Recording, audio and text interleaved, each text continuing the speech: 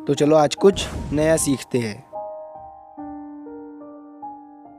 मैं आपको आज एक कहानी सुनाऊंगा। बहुत ही अच्छी कहानी है। इस कहानी का आपकी ज़िंदगी में बहुत असर पड़ेगा। एक बच्चा रहता है जो कि तरह तरह के कागज़ के खिलौने बनाता है और उसको उस काम में बहुत मज़ा आता है।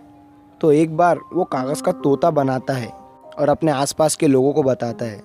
तो कुछ लोग उसे कहते हैं कि इसकी चोंच सही नहीं बनी, कुछ लोग कहते हैं कि इसकी आंखें सही नहीं बनी, कोई कहता है कि इसके पैर सही नहीं बने। तो सब लोग उस तोते के बारे में कुछ ना कुछ कहते हैं। तो वो बच्चा जब सब लोगों की बातें सुनता है तो सबकी बातें मिलाकर उसे लगता है कि मैंने ये पूरा तोता ही सही नहीं बनाया, और वो नाराज़ हो जाता है और कहीं दूर जाकर समंदर के किनारे बैठ जाता है। तभी उसके पास एक आदमी आता है। तो बच्चा अपनी पूरी बात उस आदमी को बताता है। तब वो आदमी उस बच्चे से कहता है कि तुम एक ड्राइंग बनाओ और उस ड्राइंग को किसी भी रोड पर रख दो और उसके नीचे लिखो कि अगर आपको इस ड्राइंग में कोई भी गलती दिख रही है तो उस पे एक छोटा सा मार्क कर दो। बच्चा घर पर जाता है और जैसा उसे उस आदमी ने कहा था वो बिल्कुल वैसा ही करता है। और शाम को जब ड्राइंग को देखता है तो उस पर बहुत सारे मार्क निशान बनाए हुए दिखते हैं। वो बच्चा उस ड्राइंग को उसी आदमी के पास ले जाता है और बताता है।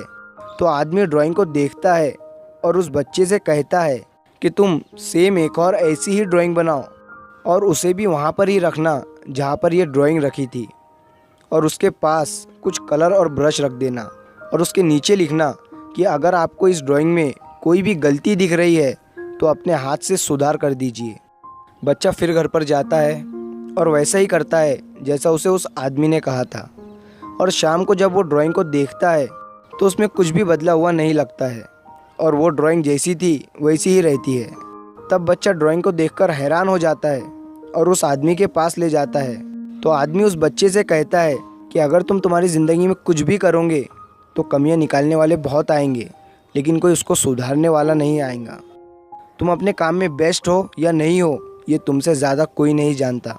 हाँ, तुम लोगों से राय ले सकते हो, लेकिन सुनना सबकी, करना अपने दिल की। क्योंकि ज़िंदगी में कमियां और खामियां निकालने वाले बहुत मिलते हैं जिनकी वजह से हम नाराज़ हो जाते हैं और एक ही जगह बैठ जाते हैं। तो ज़िंदगी में ऐसी छोटी छोटी बातों को इग्नोर करना सीखो। तो दोस्तों, अगर कहानी अच्छी लगी हो तो हमारे चैनल को सब्सक्राइब ज़रूर करना और इस वीडियो को लाइक शेयर भी ज़रूर करना।